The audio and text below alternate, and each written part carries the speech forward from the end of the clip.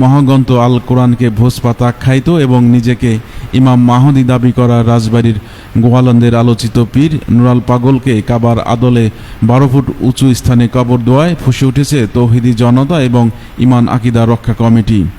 তাদের অভিযোগ, পবিত্র কাবা শরীফের আদলে তৈরি করা এই কবর ইসলামী শরীয়তের পরিপন্থী এবং এটি ধর্মীয় অনুভূতিতে আঘাত সৃষ্টি করে।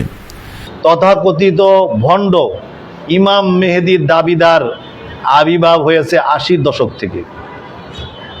সে নিজেকে ইমাম মেহেদী দাবি করে, কিন্তু তার এমন কিছু কার্যকলাপ আছে যেগুলো ঈমান বিধ্বংসী, যেটা মুসলমানদের কোরআনের উপর আঘাত আসে, ঈমানের উপরে আঘাত আসে, আল্লাহ রব্বুল আলামিনের অস্তিত্বের উপর আঘাত আসে, রসুলের উপর আঘাত আসে, যেটা খুবই ভয়াবহ অবস্থা, যেটা একজন সাধারণ মুসলমান হিসেবেও এটা সহ্য করা সম্ভব নয় যদি তার মধ্যে কোনো ঈমান থাকে।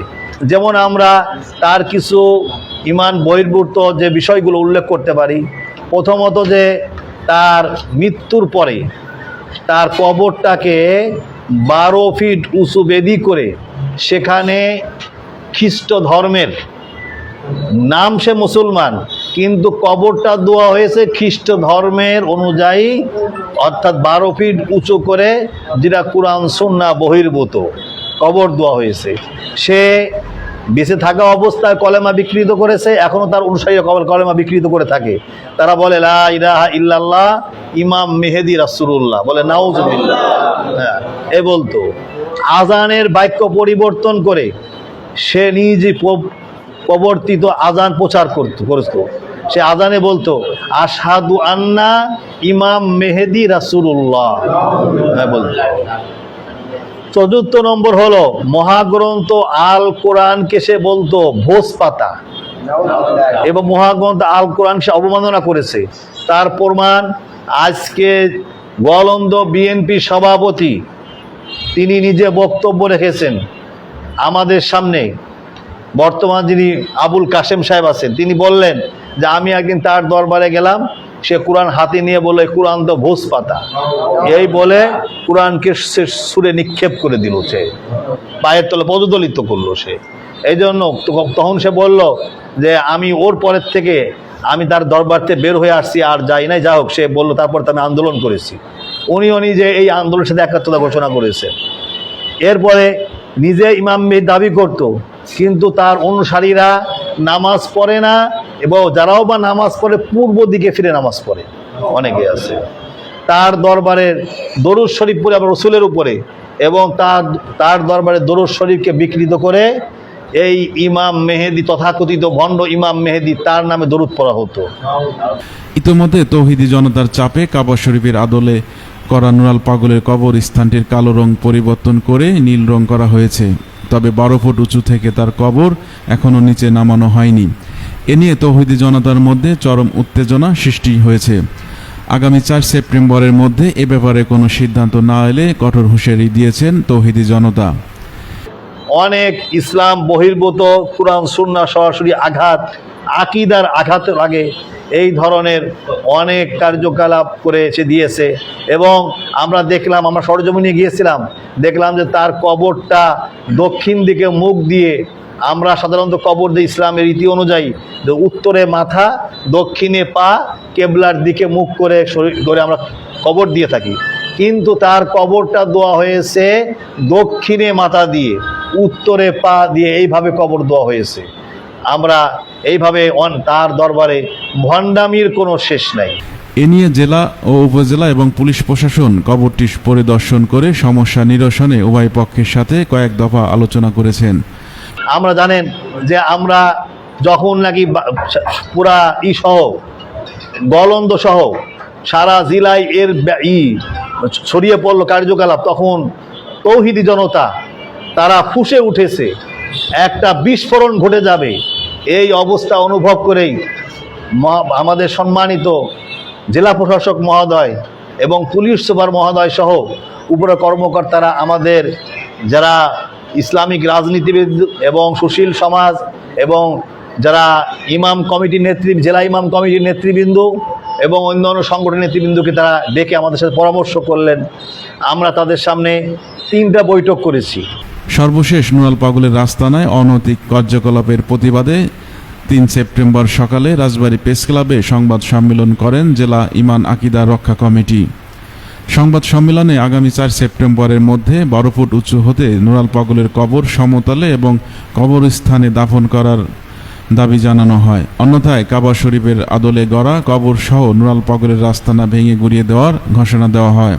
পবিত্র কাবার রং করা হয়েছে এবং আমাদের ধারণা যে তারা অতি সত্বর তারা প্ল্যান নিয়েছিল। বাহিরেও আমি আরও বলি আপনাদেরকে, বাহিরে আমরা নিজ সরজমিনে গিয়েছি, বাইরে যে লাইটগুলো দিয়েছে কাবার বাহিরে হাতিমে কাবা আছে একটা, সেখানে যেভাবে লাইটগুলো স্থাপন করা হয়েছে এখানেও সেগুলো স্থাপন করা হয়েছে।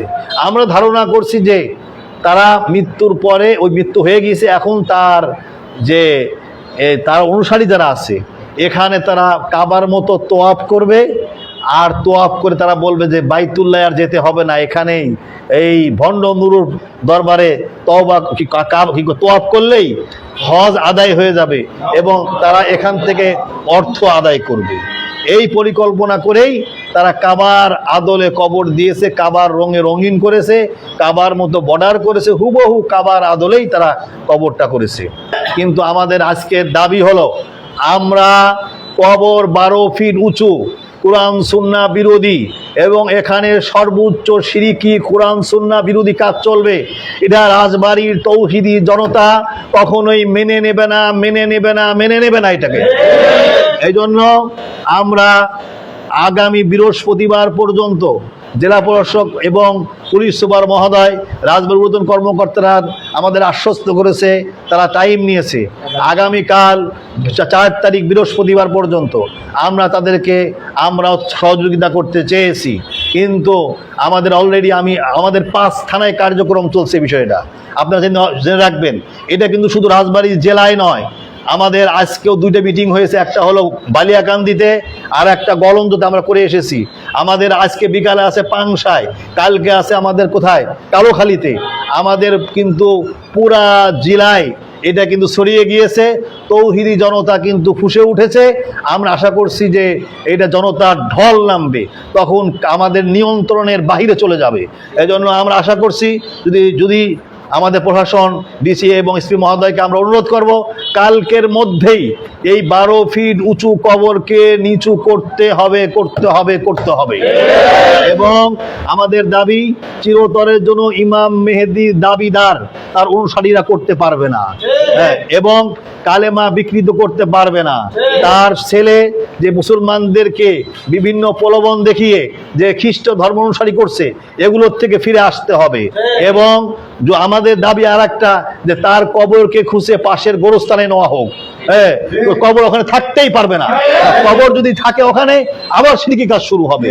এই জন্য পাশে গোরস্থান আছে, সেখানে নিয়ে যাক কবর, আমাদের কোনো আপত্তি নাই।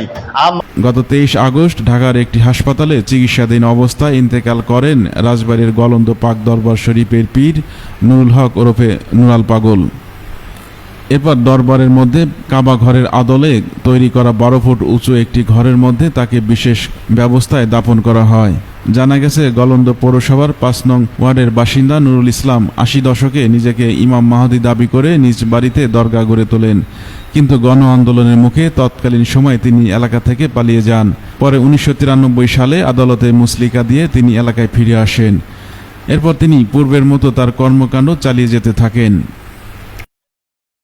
এই তথাকথিত ভণ্ড ইমাম মেহেদী দাবিদার ভণ্ড নুরুল হক, সে এলাকার থেকে বিতাড়িত হয়েছিল সে এলাকায়, কিন্তু পরবর্তীতে কিছু অসৎ লোকের ছত্রছায়ায় বিগত সরকারের আমলে অর্থের বিনিময়, টাকার বিনিময় এবং তাদেরকে ম্যানেজ করে তারা আবার সেখানে আস্তানা গেড়ে বসেছে দীর্ঘদিন যাবৎ। এবং সেখানে আজকে এমন অবস্থা হয়েছে যে তারা ওই আস্তানাটা ঘেরাও করে রেখে দিয়ে ভিতরের মধ্যে সমস্ত অনৈতিক কার্যকলাপগুলো তারা চালু করে যাচ্ছে।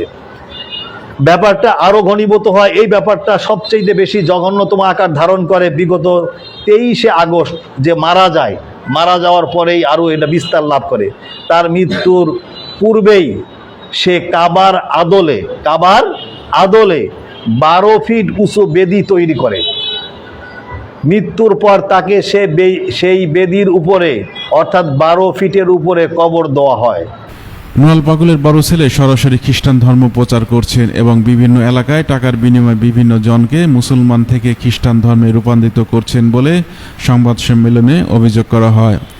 বড় ছেলে মুসলমানদেরকে বুঝায়া টাকার বিনিময় খ্রিস্ট ধর্ম অনুসারী বানিয়ে তার ধর্মান্তরিত করছে নিয়মিতভাবে, যার প্রমাণ হলো ফরিদপুরে তার বড় ছেলে গণধোলাই খেয়েছে।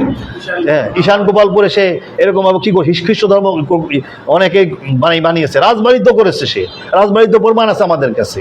যা হোক, এইভাবে তারা যে করেছে।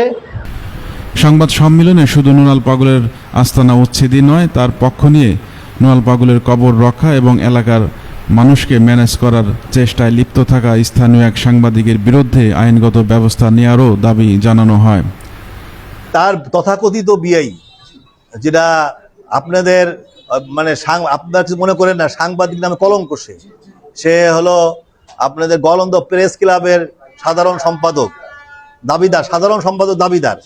সে কিন্তু এখন ওই নুরা পাগল মরার পরে সে ওখানকার কর্তা হয়ে আছে এবং আমরা আশঙ্কা করতেছি যে পরবর্তীতে এই ভণ্ড নুরালের এই যে এই ভণ্ড দরবারের নিয়ন্ত্রণ সে নিবে এবং সে এর মাধ্যমে কোটি কোটি টাকা কি করবে, হাতিয়ে নিবে। এবং এর মাঝে আমরা জানতে পেরেছি এই কবর এবং রক্ষার জন্য ওই শহীদ সে বিভিন্ন জায়গায় অনেক টাকা পয়সা কি করছে, মানে চিটার শহীদ বলছে। তা আমরা আজকে গলন্দ মিটিং করে আসছি, আগামী শুক্রবারে যদি শহীদের কিছু না বলা হয় তাহলে আমরা আশঙ্কা করছি ওই ভণ্ডামি আবারও গলন্দতে চলতে থাকবে। এই জন্য ওই ভণ্ডামি এগুলো তো আমাদের দাবি মানতেই হবে, সাথে সাথে শহীদের বিরুদ্ধে ব্যবস্থা নিতে হবে এবং আমাদের দাবি হবে আগামী শুক্রবারের মিছিলে ভণ্ড নুরালের আস্তানা জ্বালিয়ে দাও, পুড়িয়ে দাও, শহীদের আস্তানা জ্বালিয়ে দাও, পুড়িয়ে দাও। তবে নুরাল পাগল একজন মহামানব এবং আধ্যাত্মিক জগতের মানুষ ছিলেন। তিনি মুসলমানদের কাছে ইমাম মাহদী, সনাতনীদের কাছে ভগবান এবং খ্রিস্টানদের কাছে যিশু ছিলেন বলে দাবি করেন দেশের বিভিন্ন অঞ্চল থেকে আসা ভক্তবৃন্দ। সব ধর্মের লোকেদের আনাগোনা আছে, মানে যারা সনাতনী তারা ওনাকে অনেকেই কলিকলকি বলে, ভগবান নিত্যানন্দ বলে, আবার যারা মুসলিম তারা হযরত মুহাম্মদ আলাইহিস সালাম বলে, কেউ খোদা পাক বলে, এই যার আবেগের জায়গা থেকে। এবং যারা বুদ্ধিস্ট তারা বলে বুদ্ধ, আর যারা যিশু মানে খ্রিস্টান ধর্মীয় সম্প্রদায় তারা বলছে যে যিশু এসেছে, জেগে উঠবে। তো তিনি বলছেন যে হযরত মুহাম্মদ আলাইহিস সালামকে যারা ভালোবাসেন তারাও হযরত মুহাম্মদ আলাইহিস সালাম, তাকে যারা ভালোবাসেন তারাও হযরত মুহাম্মদ আলাইহিস সালাম। এ ব্যাপারে গলন্দ তথা রাজবাড়িতে যেন কোনো অস্থিতিশীল পরিবেশ সৃষ্টি না হয় সেই লক্ষ্যে কাজ করার পাশাপাশি উভয় পক্ষকে সহনশীল আচরণ করার আহ্বান জানিয়েছেন গোয়ালন্দ উপজেলা নির্বাহী অফিসার মোহাম্মদ নাহিদুর রহমান। গলন্দ তথা রাজবাড়িতে যেন কোনো অস্থিতিশীল পরিবেশ সৃষ্টি না হয় সেই লক্ষ্যে আমরা কাজ করছি এবং এই বিষয়টি আমরা উভয় পক্ষকেই অবগত করেছি, তারা সহনশীল আচরণ করবে বলে আমরা আশাবাদী। Desk report.